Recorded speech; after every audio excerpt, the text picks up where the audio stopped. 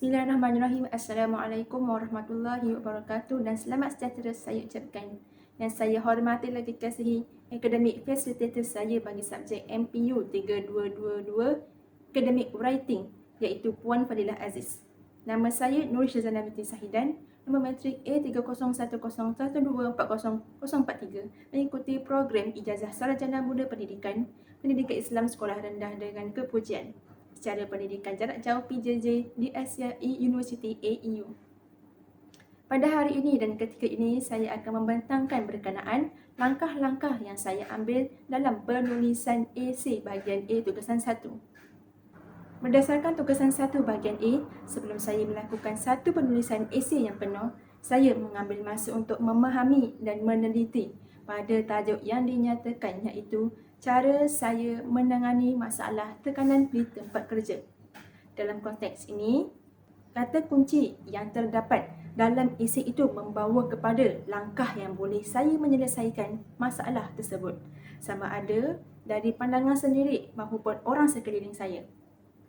Sudah menjadi kebiasaan saya apabila saya sudah hadam dengan sesuatu topik dalam tugasan esei yang diberikan, saya akan merangka jawapan dalam bentuk carta.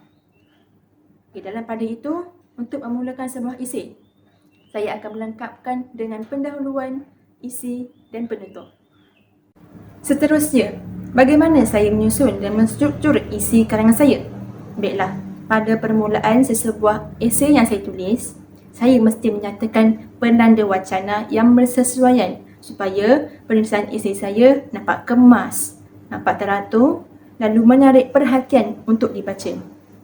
Lain daripada itu, saya juga memasukkan pada setiap perenggan saya punya karangan dengan maklumat fakta, huraian isi beserta contoh yang bersesuaian. Fakta yang saya masukkan dalam sesuatu karangan bukanlah direka daripada imajinasi saya sendiri. Akan tetapi, fakta yang diambil itu rujuk daripada sumber yang sahih, malah mengukuhkan lagi hujahan saya dalam satu karangan tersebut. Selain itu, dalam saya punya karangan ini, saya telah menggunakan pelarasan bahasa yang sesuai untuk difahami seperti peribahasa yang berkait rapat dengan isi-isi topik ini. Seperti yang saya maklumkan tadi, saya memasukkan pendahuluan, isi dan penutup dalam saya punya karangan. Okey, baiklah. Pada bahagian perenggan pendahuluan, saya akan perkenalkan berkenaan tajuk saya punya karangan yang telah diberi dan tidak memasukkan sebarang isi dalam bahagian ini. Okey, kemudian pada bahagian perenggan isi, saya akan menyatakan isi bergantung pada permarkahan yang diberikan, lalu memasukkan satu idea fakta, huraian, contoh yang banyak bagi menguatkan lagi pendapat yang diberikan oleh saya. Di samping itu, bahagian perenggan penutup pula, saya akan merumuskan secara keseluruhan tentang idea-idea yang telah saya curahkan pada perenggan sebelum-sebelum ini. Dalam bahagian ini, saya tidak mengemukakan isi-isi yang baharu, akan tetapi beberapa pendapat dan beberapa cadangan bagi mengurangkan tekanan di tempat kerja. Jika ditinjau dengan lebih mendalam, dalam penulisan esei mestilah meletakkan sumber-sumber yang telah saya ambil untuk dirujuk dalam saya punya karangan ini.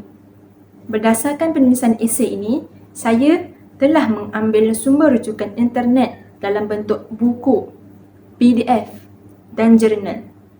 Dalam perenggan pendahuluan dan isi, saya memutuskan untuk menggunakan sumber rujukan buku dan jurnal dalam penulisan esei ini kerana penghujahan yang terdapat dalam sumber itu penghujahan sahih dan tepat yang telah dikarang oleh penerbit sumber tersebut. Hal ini dapat menyaksikan bahawa sokongan isi yang dikaji oleh penerbit itu menarik apabila dibaca dan memang benar-benar berlaku. Penyelesaian masalah yang dilakukan di tempat kerja itu diguna pakai teknik yang biasa saya ketahui dan lihat di depan mata saya sendiri. Akhir sekali, aspek yang paling mencabar bagi saya menyiapkan tugasan ini ialah mengikuti bentuk sesuatu format yang digunakan dalam penulisan esei, iaitu bentuk format APA. Mengapa saya mengatakan sebegini? Apabila saya tidak mengikut format ini, penulisan esei saya berada dalam keadaan kucak-kacir, tidak kemas dan tidak menarik perhatian untuk dibaca. Bukan itu sahaja, dalam penulisan esei juga ada aspek yang perlu dimasukkan, iaitu petikan dalam teks dan muka surat rujukan. Tanpa kedua-dua ini, markah saya akan terjejas, malah kehilangan markah yang sangat tinggi. Dalam sesebuah penulisan esei, perlu dimasukkan bahagian tersebut bagi menguatkan lagi bukti yang ada.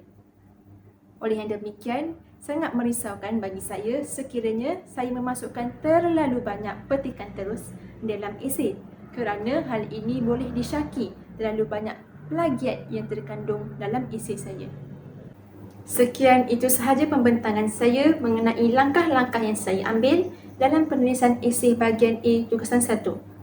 Saya Nur Syazana binti Sahidan. Sekian, terima kasih.